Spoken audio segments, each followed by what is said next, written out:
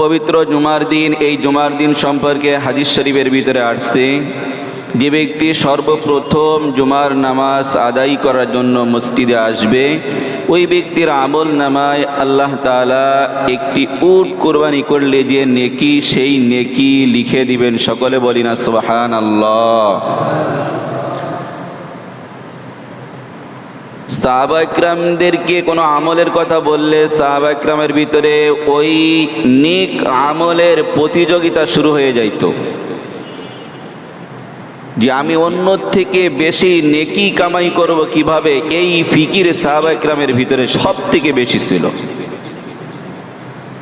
কেননা একটা নেকির কত দাম। আমরা নেক আমলের কথা অনেক শুনতেছি,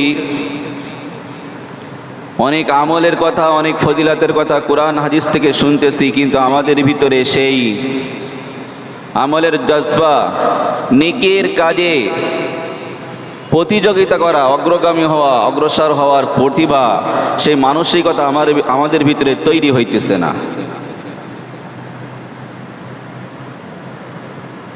কেননা আমরা হলাম মানুষ, আশরাফুল মখলুকাত। আল্লাহ তাআলা আমাদেরকে ইনসান হিসাবে দুনিয়ায় সৃষ্টি করে দুনিয়ায় পাঠিয়েছেন। কথা বলেন ঠিক কিনা? ঈমান কাকে বলে? ঈমানের উপরে আমরা মানুষ, আমাদের একটা স্বভাব হলো যে আমরা নগদে বিশ্বাসী, বাকিতে আমরা বিশ্বাসী নই, ঠিক না? দুনিয়ায় আসার পর নেক আমলের কথা, আখিরাতের কথা, কবরের আযাবের কথা, জান্নাত জাহান্নামের কথা আমরা শুনছি। আমরা কেউ দুই চোখে এটা দেখি নাই, আমরা শুনেই বিশ্বাস করি এইগুলো সব সত্য। কথা বলেন ঠিক কি ঠিক না? আমি কোরআনে কারিমে আল্লাহ পাক রব্বুল আলামিন 114টা সূরা নাজিল করছেন। কয়টা? 114টা। এর ভিতরে সর্বপ্রথম সূরা কোরআনে কারিমে, সেটার নাম হলো সূরাতুল ফাতিহা। 2 নম্বর সূরার নাম হলো সূরাতুল বাকারা। এই সূরার আয়াতের সংখ্যা হলো 286। এই সূরার প্রথম থেকে আমি 4টি আয়াত আপনাদের সম্মুখে পাঠ করছি। আল্লাহ তাআলা যদি তৌফিক দান করেন তাহলে এই 4টি আয়াতের অর্থ, ব্যাখ্যা এবং তাফসীর, সংক্ষিপ্ত তাফসীর আপনাদের সামনে পেশ করব। এই আয়াতের ব্যাখ্যা বোঝার আগে আমার ভূমিকাটা খেয়াল করে শুনতে হবে।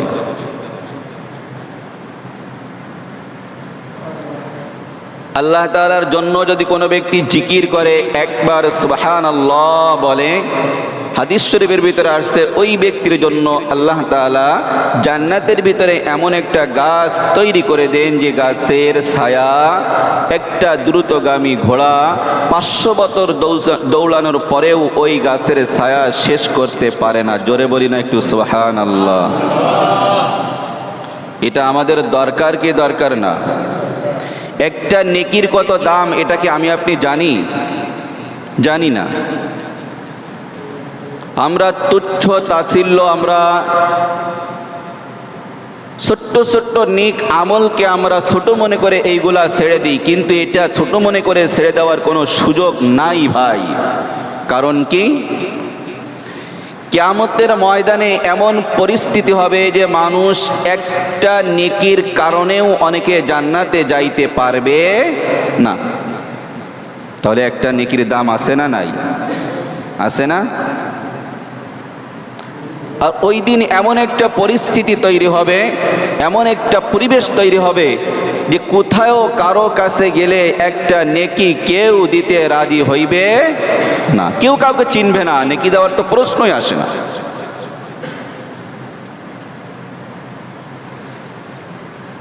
এই জন্য গায়েবের উপরে বিশ্বাস করার নামই হলো ঈমান।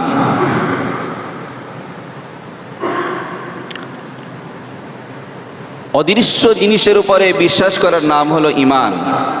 না দেখা জিনিসের উপরে বিশ্বাস করার নাম হলো ঈমান। যে জিনিস আমরা দু চোখে দেখি, ওই জিনিসের বাস্তবতা সম্পর্কে বিশ্বাস করা আর না করার সাথে ঈমানের সাথে কোনো সম্পর্ক নাই। আছে বলেন? হ্যাঁ, মৃত্যু আমরা সব সময় দেখি কি দেখি না মৃত্যু? দুনিয়ায় মানুষ, আমার দাদাজান দুনিয়ায় ছিলেন, এখনে নাই। অনেকের আব্বাজান দুনিয়ায় ছিলেন, এখনে দুনিয়ায় নাই।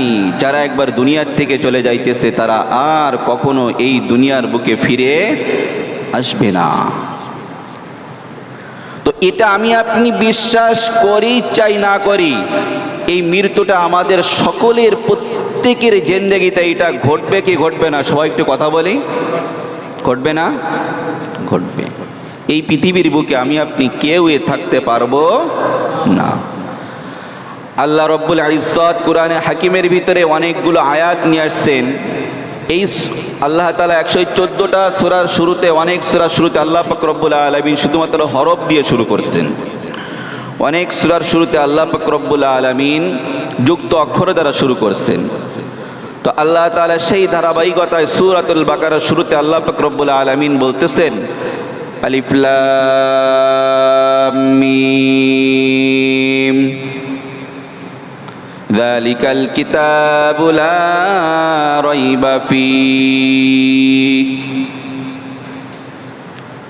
হুদাল লিল মুত্তাকিন الذين يؤمنون بالغيب ويقيمون الصلاة ومما رزقناهم ينفقون। আল্লাহ পাক রব্বুল আলামিন সূরাতুল বাকারা শুরুতে আল্লাহ তাআলা যে আয়াতে কারিমা নিয়ে এসে শুরু করলেন, আল্লাহ পাক রব্বুল আলামিন বলেন আলিফ লাম মিম। এর অর্থ হলো আল্লাহু আ'লামু বিমুরাদিহি। এই আয়াতের অর্থ উদ্দেশ্য একমাত্র আল্লাহ পাক রব্বুল আলামিন জানেন। পৃথিবীর কোন নবী, কোন আউলিয়া, পৃথিবীর কোন ব্যক্তি আয়াতের উদ্দেশ্য, আয়াতের অর্থ জানেন না। এই আয়াতটা নিয়ে আসার পর দ্বিতীয় আয়াতে আল্লাহ পাক রব্বুল আলামিন বলতেছেন যালিকাল কিতাব। এটা হলো ওই কিতাব লা রাইবা ফীহি, যে কিতাবের ভিতরে কোনো সন্দেহ নাই। আল্লাযীনা ইউমিনুনা বিল গায়ব, ওই সমস্ত মানুষ, ওই সমস্ত লোক সকল যারা গায়েবের উপরে বিশ্বাস স্থাপন করছে, ঈমান আনয়ন করছে। ওয়া ইউকিমুনাস সালাহ, এবং যারা নামাজ কায়েম করে। ওয়া মিম্মা রাযাকনাহুম ইউনফিকুন, এবং যারা আল্লাহ তাআলার দেওয়া রিজিকের থেকে আল্লাহ তাআলার রাস্তায় খরচ করে। والذين يؤمنون بما أنزل إليك وما أنزل من قبلك, এবং ওই সকল লোক যারা বিশ্বাস স্থাপন করছে আল্লাহ পাক রব্বুল আলামিন যে সকল আয়াত নাজিল করছেন, আল্লাহ তাআলা যা কিছু নাজিল করছেন, বিমা উনসিলা ইলাইকা, নবীর উপরে, ওয়ামা উনসিলা মিন ক্বাবলিক, এবং পূর্ববর্তী আল্লাহ তাআলা যত কিতাব নাজিল করছেন সব কিতাবের উপরে তারা ঈমান আনয়ন করছে। ওয়া বিল আখিরাতি হুম ইউকিনুন, এবং তারা সকলে হলো আখিরাতে বিশ্বাসী। জোরে বলি না সুবহানাল্লাহ। আল্লাহ তাআলা বলতেছেন যালিকাল কিতাব। যালিকা শব্দের অর্থ হলো আরবি গ্রামার অনুযায়ী আমরা ইংরেজিতে যেরকম দিস আর দ্যাট ব্যবহার করি, দিস শব্দের অর্থ হলো এই, আর দ্যাট শব্দের অর্থ হলো ওই। তো এই যে কিতাব, এই কিতাব তো আমাদের প্রত্যেকের কাছে, তাহলে কেন আল্লাহ পাক রব্বুল আলামিন বললেন ওই কিতাব? দ্যাট শব্দ ব্যবহৃত হয় দূরের কোনো জিনিসকে বোঝানোর জন্য। কথা বলেন ঠিক কিনা? তো এই আয়াতের ভিতরে আল্লাহ তাআলা যালিকা শব্দ বলে এই কোরআনে কারিম, ওই কোরআনের কারিমের দিকে ইশারা করছেন যে কোরআনে কারিমটা লৌহে মাহফুজে সংরক্ষিত আছে। সকলে বলি সুবহানাল্লাহ। বিশ্বনবী মুহাম্মদুর রাসূলুল্লাহ সাল্লাল্লাহু আলাইহি ওয়াসাল্লামের উপর এই কিতাবখানা নাজিল করে আল্লাহ তাআলা ইশারা করে বুঝালেন যালিকাল কিতাব, এটা হলো ওই কিতাব যে কিতাবখানা লৌহে মাহফুজে সংরক্ষিত আছে, লিখিত আছে। লা রাইবা ফীহি, যে কিতাবের ভিতরে কোনো সন্দেহ নাই। জোরে বলি না সুবহানাল্লাহ। লা রাইবা ফীহি, রয়বুন শব্দের অর্থ হলো, আরবিতে দুইটা শব্দ আছে, একটা রয়বুন শব্দের অর্থ হলো সন্দেহ, আর একটা শাক্কুন শব্দের অর্থ হলো সন্দেহ। দুটো শব্দের অর্থ হলো সন্দেহ, কিন্তু আল্লাহ তাআলা লা শাক্কা ফি না বলে কেন লা রাইবা ফি বললেন? লা শাক্কাও তো বলতে পারতেন। এই দুইটা শব্দের ভিতরে পার্থক্য হলো রাইবুন, লা রাইবা, রাইবুন এমন একটা শব্দ যে শব্দর ভিতরে সন্দেহ করার কোনো অবকাশও নাই, আর শাক্কুন এমন একটা শব্দ যে শব্দের ভিতরে সন্দেহ করার অবকাশ আছে। শাক্কুন শব্দ নিয়ে আসলে এই অবকাশটা ছিল যে এর ভিতরে নাউযুবিল্লাহ, এর ভিতরে কোরআনের ভিতরে ভুলও থাকতে পারে, কিন্তু রয়বুন শব্দ নিয়ে এসে আল্লাহ তাআলা এইটাই বোঝালেন আরবি গ্রামারে যে এই কোরআনের ভিতরে সন্দেহ করার কোনো অবকাশ নাই। বুঝলেন সবাই কথাটা? এই জন্য আল্লাহ তাআলা এই রাইবা শব্দ নিয়ে আসছেন। তাহলে এই কিতাবটা প্রথমে জানলাম আল্লাহ পাক রব্বুল আলামিন কিছু হরফ নিয়ে আসছেন, হুরুফে মুকাত্তা, যেগুলোর অর্থ আল্লাহ তাআলা কেউ জানে না। এরপরে আমরা জানলাম যে যালিকাল কিতাব, এটা এমন একটা কিতাব লা রাইবা ফি, যে কিতাবের ভিতরে কোনো কিনাই ভাই সন্দেহের কোনো অবকাশ নাই। এই কিতাবটা হলো হুদাল লিল মুত্তাকিন, এটা হলো মুত্তাকিদের জন্য হিদায়েত। এই কিতাবটা হলো মুত্তাকিদের জন্য হিদায়েত। হুদাল লিল মুত্তাকিন, আল্লাহ পাক রব্বুল আলামিন হুদাল লিন নাস বলে নাই, যারা মুত্তাকি তাদের জন্য হলো এই কিতাবটা হিদায়েত। মুত্তাকি কারা? আল্লাহ পাক রব্বুল আলামিন, খেয়াল করে কথাগুলো শুনতে হবে, মুত্তাকিদের সিফাত আল্লাহ তাআলা বয়ান করতেছেন। মুত্তাকি কারা? আমরা জানলাম যে এই কিতাবটা, এই কোরআনে কারিমটা হলো মুত্তাকিদের জন্য হিদায়েত, কিন্তু সেই মুত্তাকি কারা তাদের গুণ আল্লাহ পাক রব্বুল আলামিন বয়ান করতেছেন। আল্লাযীনা ইউমিনুনা বিল গায়ব, মুত্তাকি হলো ওই সমস্ত লোক যারা অদৃশ্য জিনিসের উপরে, গায়বের উপরে বিশ্বাস স্থাপন করে। আল্লাযীনা ইউমিনুনা বিল গায়ব ওয়া ইউকিমুনাস সালাহ, এবং যারা নামাজ কায়েম করে।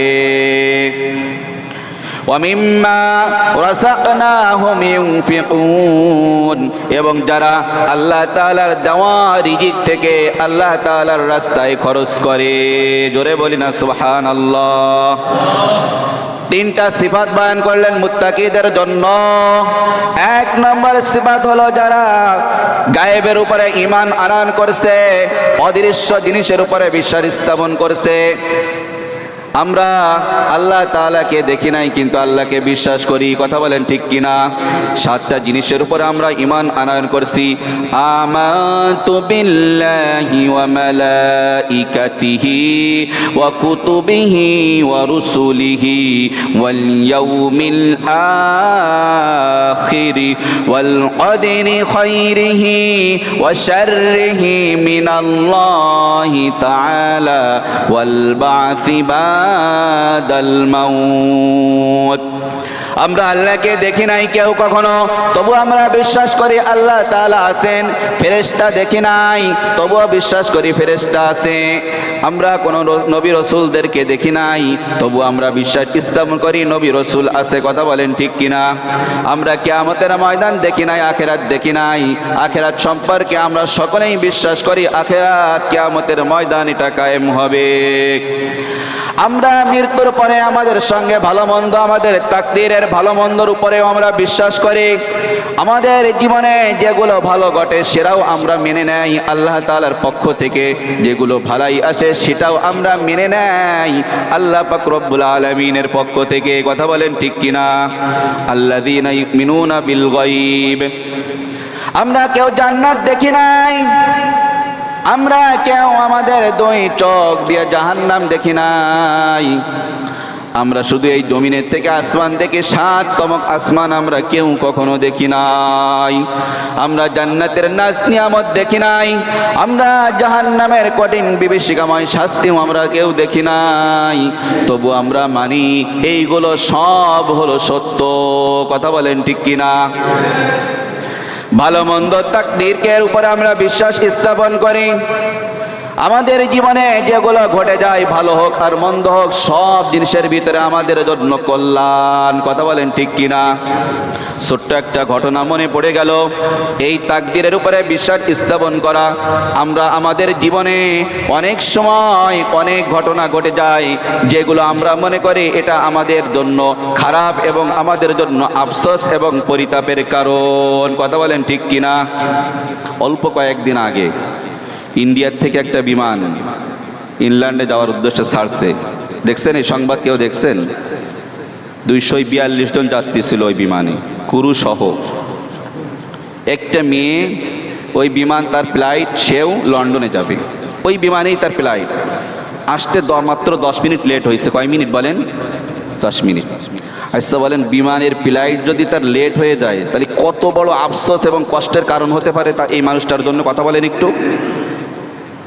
বিমানের মতো আমাদের যদি একটা ব্যান ফেল হয়ে যায় তাই আমাদের আফসোসের কোনো শেষ থাকে না। কথা বলেন ঠিক কিনা? বাসের টিকিট থাকলে, ট্রেনের টিকিট থাকলে আমরা কত আগে আগে সেই জায়গায় 1 ঘন্টা আগে পৌঁছে যাই সেই জায়গায়। এই মেয়েটা খুব আফসোস এবং পরিতাপ করতেছে যে আমি আমার লেট হয়ে যাওয়ার কারণে অনেক কষ্ট সে বুকের ভিতরে আফসোস করতেছে, হায় হতাশ করতেছে।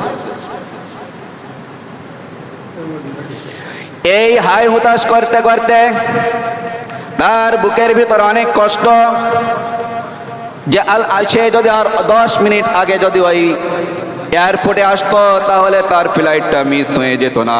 এইটা ভাবতে ভাবতে একটু পরেই সে শুনতে পায় ওই এয়ারপোর্টে বসে সেই বিমানটা বিধ্বস্ত হয়ে ওই বিমানের ভিতরে 242 জন যাত্রী সব ইন্তেকাল করছে। বিপদের ভিতরে কল্যাণ আছে না নাই বলেন? এই মেয়েটার হায়াত দুনিয়ায় আল্লাহ তাআলা জীবিত রাখবেন বিদায় তাকে যে কোনো ওসিলায় তাকে লেট করিয়ে ওই বিমান থেকে তাকে এই জায়গায় রেখে গেছেন। কথা বলেন ঠিক কিনা? সম্মানিত ভাইরা, এই জন্য আমাদের জীবনে অনেক ঘটনা ঘটে যায়। ওই মেয়েটা অনেক কষ্ট করে দৌড়াদৌড়ি করে ওই এয়ারপোর্টে দৌড়িয়ে চলে যায়, তবুও সে তার ফ্লাইট পায় না, বিমানটা চলে যায়। একটু পরেই সংবাদ শুনে যে সময় বিমানটা বিধ্বস্ত হয়ে মারা গেছে, তখন তার কেমন খুশি লাগে এটা ভাষায় প্রকাশ করা সম্ভব না। কথা বলেন ঠিক কিনা? এই পরিস্থিতি যার সঙ্গে তৈরি হয়েছে ওই ব্যক্তি শুধু জানে যে আল্লাহ তাআলা আমার উপরে কত বড় দয়া করছেন।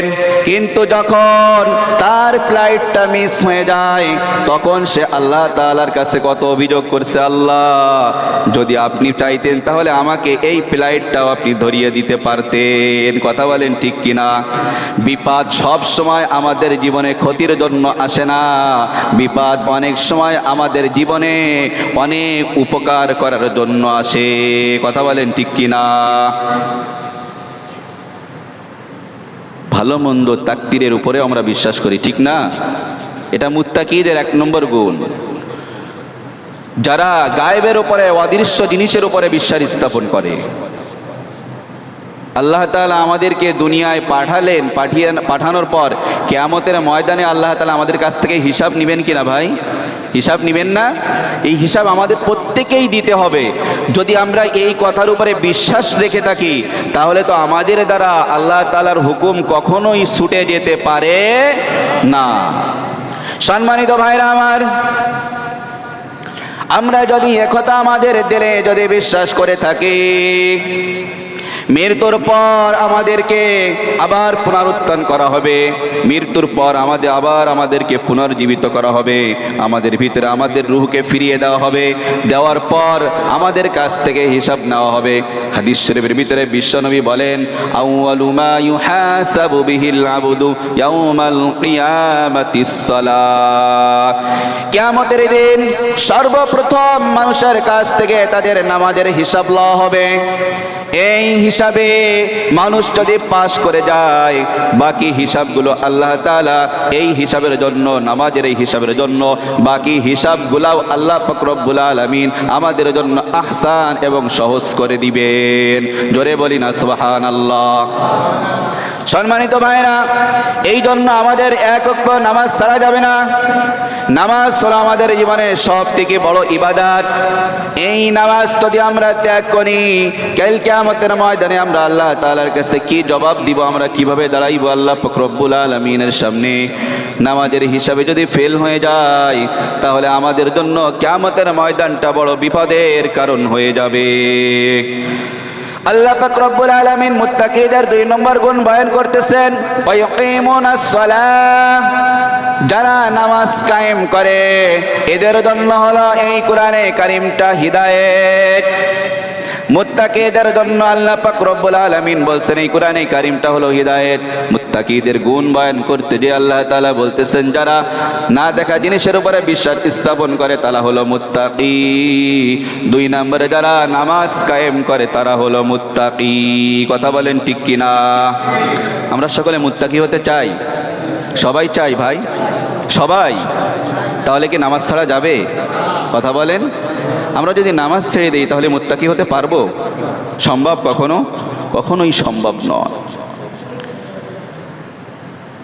সম্মানিত ভাইরা আমার, এই জন্য আল্লাহ তাআলা মুত্তাকিদের 2 নম্বর গুণ বয়ান করতেছেন।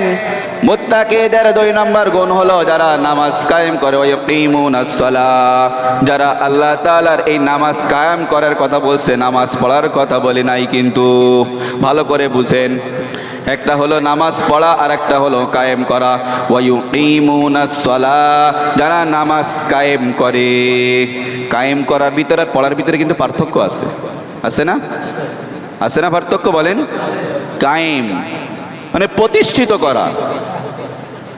আমরা আমাদের শরীরে, আমরা পুরুষ মানুষ, আমরা আমাদের শরীরে জামা পরি, টুপি পরি, ভিতরে গেঞ্জি পরি, ঠিক না? পরি কিনা এগুলো? কিন্তু লুঙ্গি কিন্তু আমরা কায়েম করি। এই জামা, টুপি, ভিতরের গেঞ্জি এইগুলো খুলে রেখেও কিন্তু বাজার দিয়ে হাঁটা যায়। একদম পুরুষ মানুষ হাঁটতে পারে, পারে না? কথা বলেন, একটু বোঝানোর জন্য বলতেছি। পারে কিনা বলেন? পারে, হাঁটতে পারে। কিন্তু আমরা যে লুঙ্গিটা পরি, আমাদের যে সতর, যেটা আমরা যে জিনিস দিয়ে ঢাকি, ওই জিনিস না পরে কি কোনো জায়গায় দিয়ে হাঁটা সম্ভব কারোর জন্য? সম্ভব? তাহলে ওইটা আমরা কায়েম করছি, প্রতিষ্ঠিত করছি। ওটা যে প্রতিষ্ঠিত বলা হয় যে জিনিস ছাড়া চলা কোনো মানুষের জন্য সম্ভব নয়, এটাকে বলা হয় প্রতিষ্ঠিত করা। সম্মানিত ভাইরা আমার, আল্লাহ তাআলা এই জন্য বলতেছেন, ওয়া ইয়াকিমুনাস সালাহ, যারা নামাজ কায়েম করে তারাই হলো মুত্তাকি। আর এই কোরআনে কারীমটা হলো তাদের জন্য হলো হিদায়াত। সম্মানিত ভাইরা, পায়ে হাত রেখে বলে যাই, আপনি অন্যায় করেন, আপনি চুরি করেন, তবুও নামাজ ছেড়েন না। আপনি সুদ খান, তবুও নামাজ ছাড়িয়েন না। আপনি ঘুষ খান, তবুও নামাজ ছেড়েন না। আপনি অন্যায় করেন, গুনার কাজ করতে থাকেন, তবু আপনি নামাজ ছেড়েন না। আপনি যদি অন্যায় কাজ করতে থাকেন, চুরি করেন, নামাজও পড়েন, আপনি ঘুষ খান, নামাজও পড়েন, আপনি সুদের সঙ্গে জড়িত, তবু আপনি নামাজ পড়েন। আপনি অন্যায় কাজের সঙ্গে জড়িত, আপনি জুলুমের সঙ্গে জড়িত, তবুও নামাজ পড়েন। আপনি নামাজ ছেড়েন না। ওই নামাজ একদিন আপনাকে ওই সমস্ত অন্যায় কাজ থেকে বিরত রাখবে। জোরে বলি না সুবহানাল্লাহ। বিশ্বনবী মুহাম্মদুর রাসূলুল্লাহ সাল্লাল্লাহু আলাইহি ওয়াসাল্লামের একজন সাহাবী আল্লাহ রাসূলের কাছে এসে বলতেছেন, ইয়া রাসূলুল্লাহ, ইয়া হাবিবাল্লাহ, আমি রাত্রের বেলায় কি করি? চুরি করি, আর দিনের বেলায় আমি নামাজ আদায় করি। বিশ্বনবী তাকে চুরি করতে নিষেধ করেন নাই, তাকে বলছে তুমি নামাজ ছেড়ো না, তবে তোমাকে একটা ওসিয়াত করে গেলাম যে তুমি কখনো আমার সঙ্গে সে মিথ্যা কথা বলবে না। কি ওসিয়াত করছে বলেন? কি বলবে না? মিথ্যা কথা বলবে না।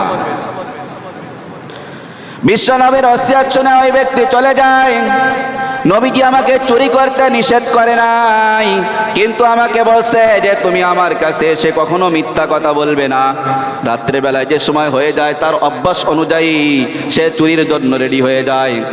তার ভিতরে একটা জিনিস কাজ করতে থাকে যে আমাকে নবীজি বলছে যে তুমি মিথ্যা কথা আমাকে বলবে না। আমি যদি এখন চুরি করি আর নবীজির কাছে যাওয়ার পরে যদি আমার কাছে জিজ্ঞাসা করে যে তুমি রাতের বেলায় কি চুরি করছিলা, তখন তো আমি মিথ্যা কথা বলতে পারবো না। কত সুন্দর কৌশল দেখেন, একটা কথা, একটাই নসিহাত তার জীবনে অন্যায় কাজের জন্য বাধা হয়ে দাঁড়ালো। এই কথা মনে করার পর ওই সাহাবী আর চোরের দিকে যেতে পারেন না। কেননা আমি চুরি করলে, আমি সকালবেলায় নবীদের কাছে গেলে আমাকে সত্য কথা বলতে হবে, আর আমি বিশ্ব নবীর সামনে দাঁড়িয়ে কিভাবে বলবো ইয়া রাসূলুল্লাহ আমি রাতের বেলায় চুরি করছি। এই জন্য সম্মানিত ভাইরা আমার, পায়ে হাত রেখে বলে যাই, কবরের আযাব বড় কঠিন ভয়ানক জায়গা, কবর বড় ভয়ানক জায়গা। এই কবর কাউকে চেনে না, কবরের ভিতরে কাউকে রেখে আসা হলে, কবর আম্মাজান হযরত ফাতেমাতুজ জোহরা রাদিয়াল্লাহু তাআলা আনহাকে রেখে কবরের ভিতরে যে সময় বলা হয়, জানো হে কবর তোমার ভিতরে আমি কাকে রেখে গেলাম? সাইয়্যিদুল মুরসালিন রাহমাতাল লিল আলামিন, দোজানের বাচ্চা আহমদ মুহাম্মদ, সরওয়ারে কায়নাত বিশ্বনবী মুহাম্মদ রাসূলুল্লাহ সাল্লাল্লাহু আলাইহি ওয়াসাল্লামের কন্যা হযরত ফাতেমাতুজ জোহরা রাদিয়াল্লাহু তাআলা আনহা, জান্নাতের সমস্ত মহিলাদের সরদারিনী হবেন যিনি, হযরত হাসান হযরত হুসাইন রাদিয়াল্লাহু তাআলা আনহুমার আম্মা হযরত আলী কাররামাল্লাহু ওয়াজহু আলাইহি ওয়া আলাইহিস সালাতু ওয়াস সালামের স্ত্রী, তাকে তোমার ভিতরে রেখে গেলাম।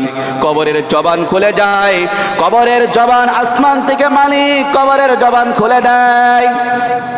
কবর তখন ডাক দিয়ে বলতে থাকে, আমি পৃথিবীর কোন বিশ্বনবীর কন্যাকে আমি চিনি না, আমি জান্নাতের সর্দারিনী মহিলাদের সর্দারিনীকেও আমি চিনি না, আমি হাসান হুসাইন রাদিয়াল্লাহু তাআলা আনহুমার আম্মাকেও চিনি না, আমি আলী রাদিয়াল্লাহু তাআলা আনহুর স্ত্রীকেও চিনি না, আমি চিনি শুধু দুইটা জিনিস।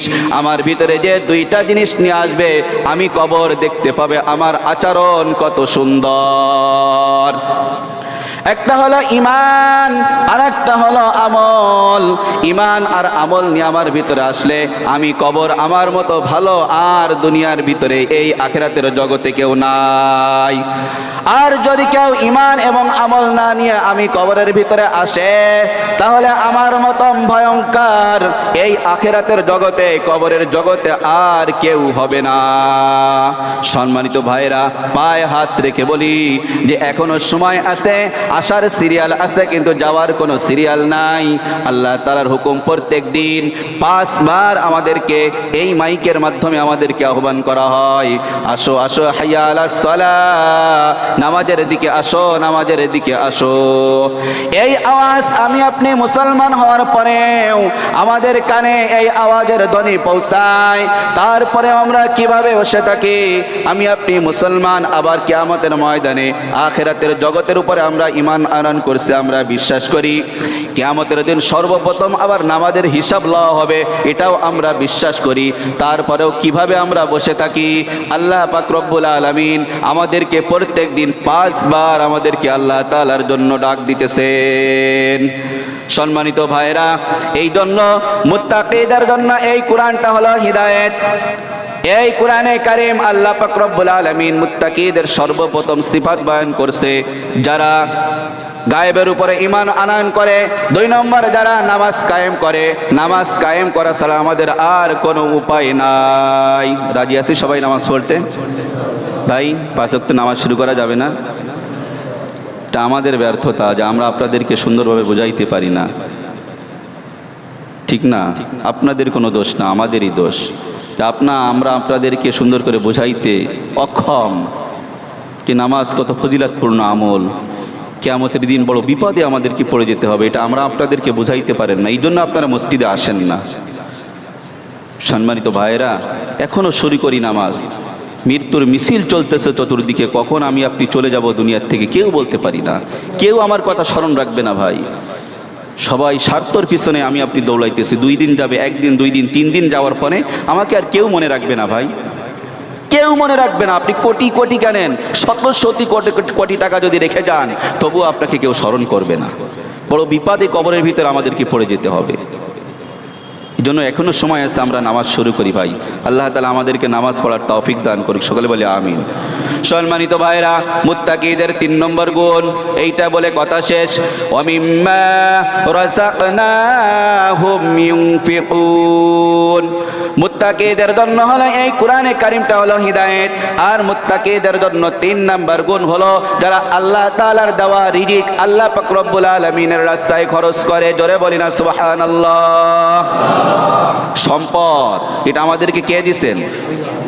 কথা বলেন সবাই। আল্লাহ দিয়েছেন আমাদেরকে, ঠিক না? সম্পদ কে দিয়েছেন ভাই? আল্লাহ দিয়েছেন সম্পদ। আবার এই সম্পদ আল্লাহ তাআলা কেড়ে নিতে পারেন আমাদের কাছ থেকে, পারে না? পারে। সকালবেলায় ফকিরকে আল্লাহ তাআলা সন্ধ্যাবেলায় বাদশা বানিয়ে দিতে পারেন, আবার সন্ধ্যাবেলার বাদশাকে আল্লাহ তাআলা সকালবেলায় ফকির বানিয়ে দিতে পারেন। তাকিয়ে দেখেন ইসরাইলের দিকে, ঠিক না? যে দৃশ্য আল্লাহ পাক রব্বুল আলামিন ওই ইসরাইলের হানাদার বাহিনীরা ফিলিস্তিনকে করছিল, সেই দৃশ্য আল্লাহ তাআলা আবার ফিরিয়ে দিচ্ছে। কথা বলেন ঠিক কিনা? পারে না আল্লাহ তাআলা? আল্লাহ তাআলা ছাড় দেয়, কিন্তু কি করে না ভাই? ছেড়ে দেয় না। ফামাহিলিল কাফিরিনা আমহিলহুম রুয়াইদা। আল্লাহ তাআলার রশি আল্লাহ তাআলার হাতে, ঢিল দিতে থাকেন। আমরা তো আমাদের মিজাজ কেমন জানেন? আমাদের মিজাজ হলো কেউ অন্যায় করবে, ধর্মার কাজ, সাথে সাথে বিচার। এটা হলো মানুষ। কিন্তু যিনি অন্যায় করেন, যিনি জুলুম করেন, যিনি জালেম আর যিনি মাজলুম, দুইজনই তো আল্লাহ তাআলার গোলাম। কথা বলেন ঠিক কিনা? আমরা তো কাউকে কেউ সৃষ্টি করি নাই, করছি? কিন্তু আমাদেরকে তো আল্লাহ তাআলা সৃষ্টি করছেন। ইসরায়েলে যারা বসবাস করতেছেন তাদেরকে কে সৃষ্টি করছেন? কথা বলেন, কে সৃষ্টি করছেন? আল্লাহ সৃষ্টি করছেন। তারাও আল্লাহ তাআলার গোলাম, আল্লাহ তাআলার বান্দা। কিন্তু আল্লাহ তাআলা তাদেরকে সুযোগ দিচ্ছেন, দেখি তারা ক্ষান্ত হয় কিনা। কথা বলেন ঠিক কিনা? সম্মানিত ভাইরা, আমি ওই দিকে যাইব না, আমার আলোচনা ওটা নয়। মুত্তাকিদের 3 নম্বর গুণ হলো যারা আল্লাহ তাআলার দেওয়ার দিক থেকে, আল্লাহ তাআলার দেওয়া সম্পদ থেকে আল্লাহ পাক রব্বুল আলামিনের রাস্তায় খরচ করে। এই জন্যই সম্পদ আমাদেরকে আল্লাহ তাআলা দিয়েছেন, আর এই সম্পদ আল্লাহ তাআলার রাস্তায় কি করতে হবে বলেন?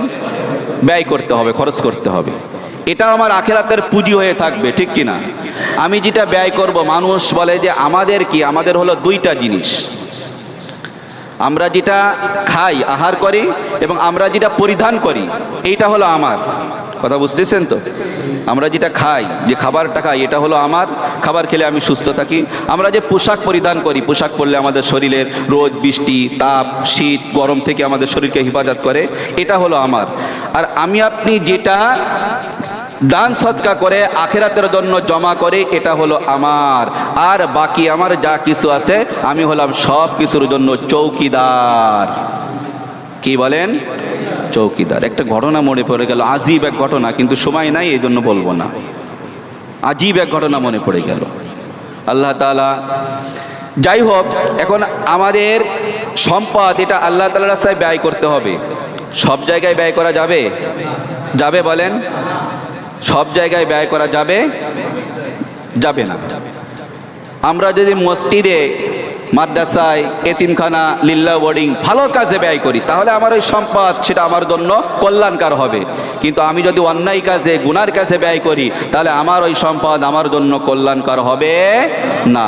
এই জন্য আমরা আমাদের সম্পদকে আল্লাহ তাআলার রাস্তায় ব্যয় করব।